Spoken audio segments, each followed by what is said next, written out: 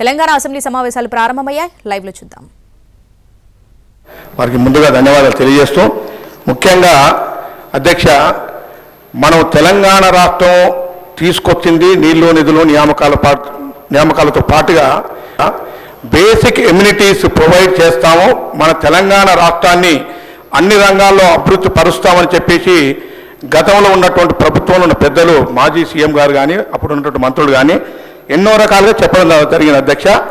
మరి వారి పరిపాలనలో అన్ని గ్రామాలకు రోడ్లు లేక అస్తవ్యస్తమై బడ్జెట్ కేటాయించకపోవటం వల్ల చాలా గ్రామాలన్నీ కూడా డ్యామేజ్ అయ్యి చాలా ఇప్పటికీ మాకున్న లెక్కల ప్రకారంగా తెలంగాణ రాష్ట్రంలో ప్రస్తుతం ఉన్నటువంటి ప్రభుత్వ లెక్కల ప్రకారంగా 422 గ్రామాలకు రోడ్లు లేవు అధ్యక్ష. అసలు ఎటువంటి రోడ్డు లేదు అధ్యక్ష. అదేవిధంగా 3177 ఆవాసాలకు బీటీ రోడ్లు లేవు అధ్యక్ష.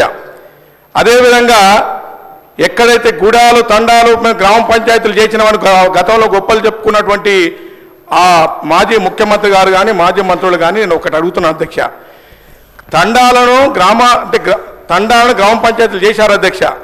అక్కడ ఎలా